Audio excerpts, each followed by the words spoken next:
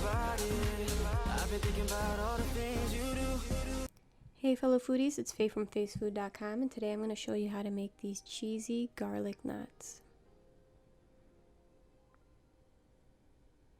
So you want to start out with pouring your warm water into a bowl, preferably the bowl of your stand mixer. It's just going to be easier this way. And the water should be anywhere from 100 to 110 degrees Fahrenheit. You're going to add in your yeast, and you're going to let this sit covered for about 5 minutes. And what we're doing is just we're looking to see if the yeast is good and alive, and you can see that ours bubbled up, so we're good to go on to the rest of the recipe. I'm going to pour in some olive oil at this point, and then this mixture, which has some salt and a garlic powder and herb mixture. You can just use garlic powder. I just didn't have any on hand. And I'm going to also pour in half of our flour. We are using bread flour. And I don't have my dough hook, so I'm just going to be using my paddle attachment here. I'm going to mix it for about 15 seconds on the stir option on the mixer just to get it started. And then I'm going to pour in the rest of our flour. And now we're going to mix it on the lowest setting, which on a KitchenAid is a 2. We're going to mix this for about 2 minutes. And of course, if you don't have a stand mixer, you can do this by hand and use a wooden spoon to give it all a mix. It's just going to take a little more muscle power. So you can see after 2 minutes, our mixture is somewhat smooth, and it's definitely combined, and that's what we're looking for. So now what we want to do is actually knead it. So I'm going to dust my work surface just a little bit with some flour. You always want to use the same flour you're using in the recipe, so I'm using bread flour to dust. And you can see this dough is pretty hydrated already. It's kind of a sticky dough, so that's just the nature of the dough. That's why these knots are so soft. So you really want to make sure to flour if needed. I mean, it's going to depend on the humidity of your kitchen as well. So if you need more flour, you can also dust more flour. But just keep in mind that this is supposed to be a sticky dough. But if it's unworkable, use some more flour, basically is what I'm trying to say. Alright, so you just want to use like something to get this dough out of the bowl. I have this like little scraper that works well. And you can see the dough is really nice and smooth and hydrated. We're going to dust some more flour over the top because, like I said, it is a sticky dough. And I'm going to knead this. We're going to knead it for about 3 to 4 minutes, but really more so what you're looking for is texture. It should be smooth, and you should be able to make it into a round, firm ball. And the poke test is really what you're looking for. So I'll show you what that will look like. That's how you will indicate that it's actually ready to go. So you want to form it into a tight ball, like I said.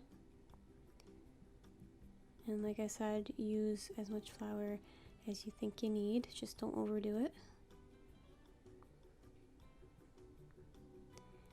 And what you want to do is, once it's formed, what you can do is the poke test. So let me show you what that is. So if you poke it with a well-floured finger, it should kind of spring back on you, and that's how you know that it's ready to be proofed, basically. So you can see I have a bunch of olive oil in my bowl. You can just use the same bowl that you mix the dough in. And it might seem like a lot of oil, but this has a purpose. So I'm going to just put the dough in there and actually flip it over just so both sides are coated with the oil. And I'm going to flip it back over and make sure that the top is covered in the oil as well. And we're going to actually cover this with plastic wrap or aluminum foil, and then cover that with a clean towel. And we're just going to leave it in a warm spot to proof for about an hour to 2 hours. Really, an hour is enough, but you can do it for 2 hours. And these spots that you're seeing, that's from my garlic and herb mixture. So yours may not look like this if you're just using garlic powder. Just keep that in mind. Alright, so after about an hour, this is what it's going to look like. You can see it doubles in size, and it's a nice, smooth, round, hydrated ball, and that's what we're looking for. So now I'm going to dust my work surface again, and this time I'm dusting it with a semolina and flour mixture. And I'm just going to pour this out, and you're going to see how easily it comes out because we put that much olive oil in there. Perfect. It's just a really, really easy dough to work with. So now you want to flour your hands and begin to pat this out. And essentially you just want to pat it into like kind of a log shape, a wide, tall log shape. And like I said, you can flour your hands as needed, but it's just overall a really easy dough to work with. And then you want to take a bench scraper and you want to cut these strips. They're about maybe 1/2 inch strips. And you don't have to do them all at once like I did.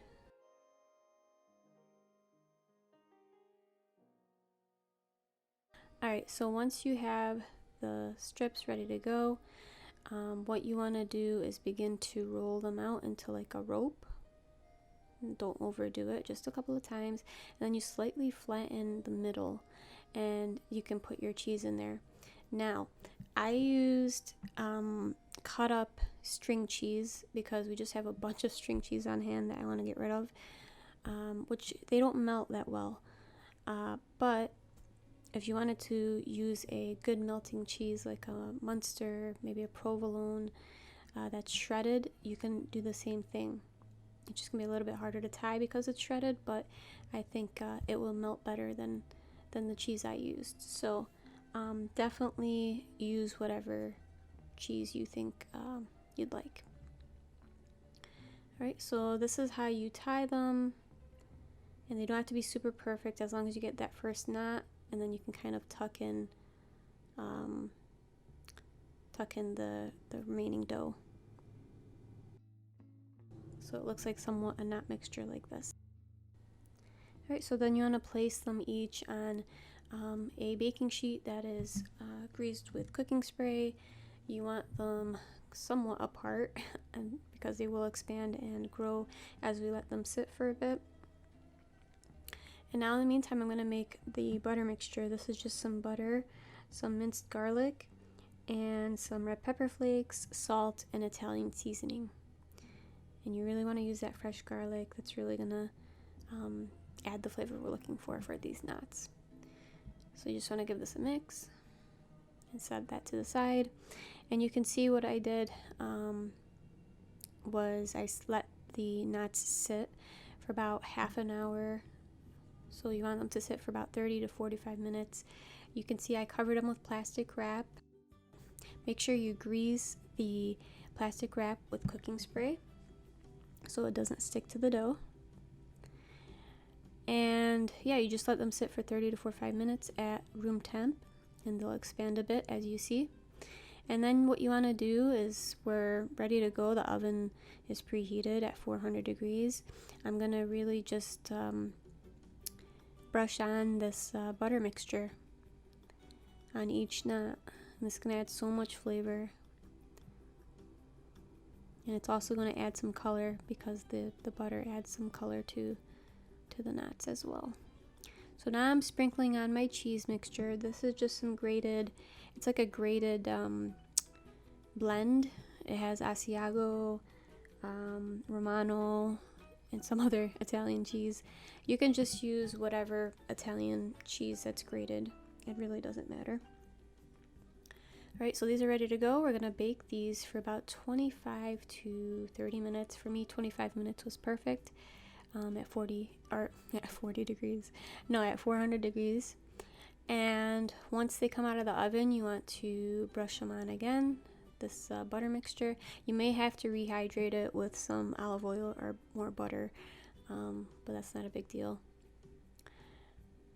Alright, so once you brush on the mixture, we're again going to sprinkle on some more cheese. These are indeed cheesy garlic knots, right? So we gotta make sure they're on brand. Alright, and after that we can sprinkle on some fresh chopped Italian flat leaf parsley over the top. And this is for flavor, but more so for presentation. You can see just how easy these knots are to make. The dough, like I said, is incredibly easy to work with because it's such a hydrated dough, and it yields soft, fluffy rolls that are just so good. And they're very flavorful too because of the butter mixture we put on there. You get the heat from the garlic and the red pepper flakes, but it's not too much. But you definitely feel the flavor, I'd say.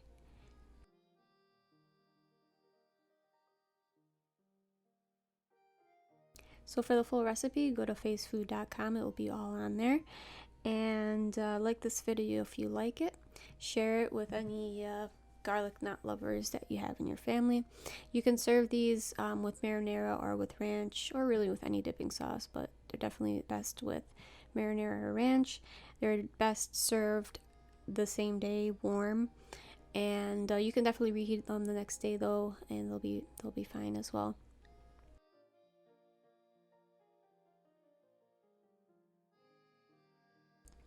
But yeah, these are our garlic knots. I hope you guys give this a try and you'll love this recipe as much as I do.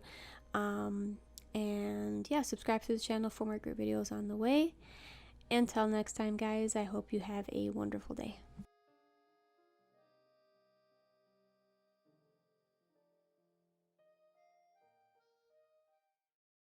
I've been reading you to figure what you're down for. I wanna figure out to make it come around. But we should quit the game and settle things right here, right now. I've been thinking about it. I've been thinking about all the things you do. I wanna take you from